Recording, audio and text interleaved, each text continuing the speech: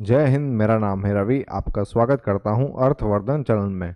Mahindra Manulife mutual fund अपना एक नया एनएफओ लॉन्च करने जा रहा है जो कि है Mahindra Manulife multi asset allocation fund.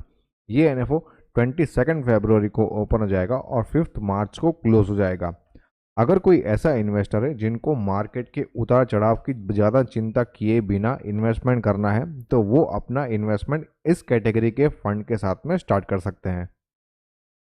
पहले तो हम ये समझते हैं कि मल्टीपल एसेट्स हैं कौन से। तो पहला यहाँ पर हम देख सकते हैं कि सबसे पहला यहाँ पर गोल्ड एंड सिल्वर जो कि कॉमोडिटी का सेगमेंट है। दूसरा है यहाँ पर डेट और तीसरा है यहाँ पर अपना मेन कंटेंडर इक्विटी। इन तीनों को यूज करके अलग अलग मार्केट के सिनेरियो के अंदर कम ज़्यादा करके एक पोर्टफोलियो बनाया जाएगा जो कि मार्केट को यहाँ पर बैलेंस करके चल सके। तो इस टाइप के फंड को हम कह सकते हैं multi asset allocation fund. Market हमेशा कभी भी ऊपर की दिशा में नहीं भागता या फिर हमेशा नीचे की दिशा में नहीं भागता है। इसमें हमें हमेशा उतार चढ़ाव देखने को मिलते हैं। जैसे कि आप यहाँ पर देख सकते हैं, ये है कंसोलिडेशन का फेज। यहाँ पर ना मार्केट ऊपर जा रहा है और ना मार्केट नीचे जा रहा है। और यहाँ पर आप देख सकते हैं कि ये वाला जो फेज है ये है मार्केट का डाउन ट्रेंड।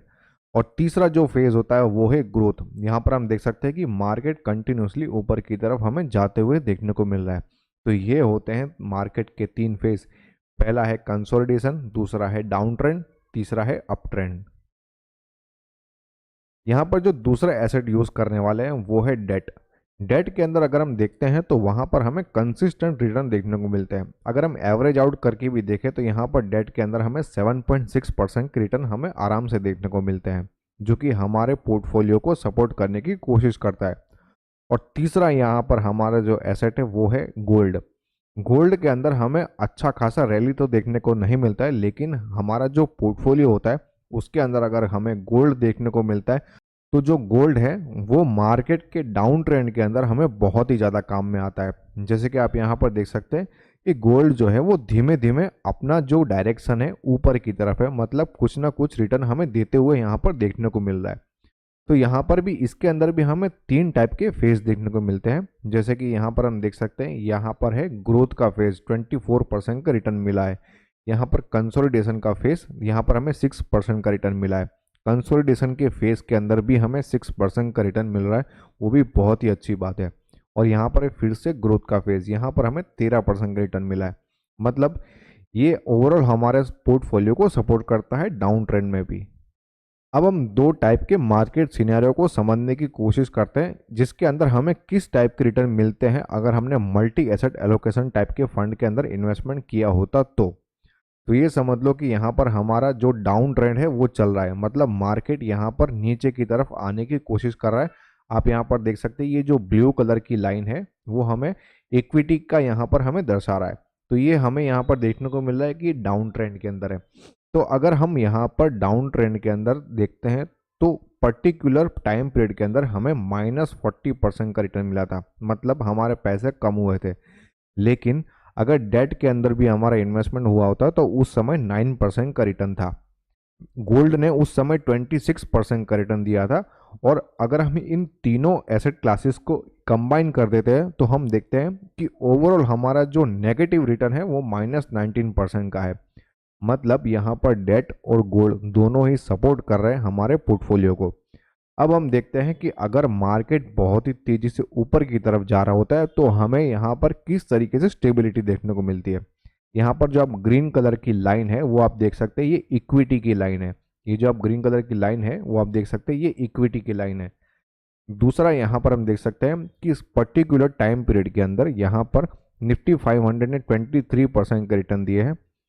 क्रिसिल बॉन्ड ने यहाँ पर 8% का रिटर्न दिया है। गोल्ड ने 15% का रिटर्न दिया है। और ओवरऑल अगर हम इन तीनों एसेट क्लास को कंबाइन करते हैं तो यहाँ पर 19% का रिटर्न हमें निकल कर आते हुए देखने को मिल रहा है। मतलब अगर मार्केट नीचे की तरफ जा रहा होता है तो इस टाइप के फंड के अंदर अगर हमने इन्वेस्टमेंट किया होता है तो हमारा जो नेगेटिव परफॉर्मेंस होता है वो कम होता है। लेकिन अगर मार्केट ऊपर की तरफ जा रहा होता है तो हमें मार्केट के अंदर से अच्छा खासा रीजनेबल हमें प्रॉफिट भी देखने को मिलता है। तो ये है मल्टी एसेट एलोकेशन फंड की खासियत। इक्विटी की अगर हम बात करते हैं तो यहाँ पर एसेट एलोकेशन इक्विटी का 35 से लेके 80% का रहने वाला है। डेट का यहाँ पर 10% से लेके 55% तक का। गोल्ड एंड सिल्वर का यहाँ पर 10% से लेके 30% जितना, और रिट्स इनविट्स में यहाँ पर मैक्सिमम 10% जितना एसेट एलोकेशन रहने वाला है। यहाँ पर जो इक्विटी के अंदर स्टॉक सिलेक्शन का जो क्राइटेरिया है वो भी यहाँ पर महिंद्रा मनुलाइफ ने बताया हुआ है, जो कि बहुत ही इंटरेस्टिंग है।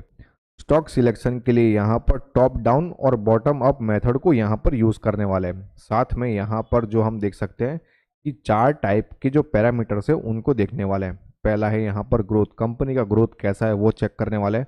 कंपनी का मैनेजमेंट कैसा है वो भी यहाँ पर चेक करने वाले हैं। कंपनी अच्छा खासा प्रॉफिट जनरेट कर रही है कि नहीं, उसका कैश फ्लो यहाँ पर देखने वाले हैं। और कंपनी सबसे ज़्यादा इम्पोर्टेंट अच्छे खासे वैल्यूएशन पर हमें मिल रही है कि नहीं, वो भी यहाँ पर चेक करने वाले। मतलब ये 4 पैरामीटर्स को चेक करके यहाँ पर इक्विटी में से पोर्टफोलियो बनाया जाएगा। Mahindra Manulife multi asset allocation fund, ये एनएफओ 22 फरवरी को ओपन हो जाएगा और 5 मार्च को क्लोज हो जाएगा। इस फंड का बेंचमार्क रहने वाला है 45% Nifty 500 TRI, 40% CRISIL composite bond index, plus 10% domestic price of gold और 5% डोमेस्टिक प्राइस ऑफ सिल्वर। और अगर एग्जिट लोड की बात करें तो अगर आप अपने पैसों को विद इन 3 मंथ रिडीम करते हो तो आपको 0.3% का एग्जिट लोड लगेगा। लेकिन अगर आप अपने पैसों को 3 महीने के बाद रिडीम करते हो तो आपको किसी भी तरीके का एग्जिट लोड नहीं लगेगा। इस फंड का इनिशियल NAV 10 रहेगा और एक्सपेंस रेशियो जैसे ही फंड लॉन्च हो जाएगा वैसे ही आपको पता चल जाएगा। ये एक ओपन एंडेड कैटेगरी का फंड रहने वाला है, मतलब आप इस फंड के अंदर कभी भी अपने पैसों को इन्वेस्ट कर सकते हो और कभी भी अपने पैसों को रिडीम कर सकते हो। ये रेगुलर और डायरेक्ट दोनों ही मोड में अवेलेबल रहेगा। इसमें ग्रोथ और डिविडेंड दोनों ही ऑप्शंस देखने को मिलेंगे। अगर आपको अपना इन्वेस्टमेंट स्टार्ट करना है तो आप SIP, लमसम, SWP या स्ट्रिप चारों में से किसी भी मोड में अपना इन्वेस्टमेंट स्टार्ट कर सकते हैं। मिनिमम इन्वेस्टमेंट की बात करें तो लमसम मोड में मात्र 1000 रुपीज़ से आप अपना इन्वेस्टमेंट स्टार्ट कर सकते हो, या फिर अगर आपको अपनी SIP स्टार्ट करनी है तो मात्र 500 रुपीज़ पर मंथ से आप अपनी SIP स्टार्ट कर सकते हो। अगर किसी को अपने पोर्टफोलियो को फ्री में रिव्यू करवाना है तो आप अपने पोर्टफोलियो को व्हाट्सएप हमें कर सकते हैं। नंबर मैंने यहाँ पर नीचे दे दिया है। अगर आपको इस फंड के अंदर इन्वेस्टमेंट करना है तो डिस्क्रिप्शन में मैंने एक लिंक दिया हुआ है, वहाँ से आप अपना इन्वेस्टमेंट करना स्टार्ट कर सकते हैं।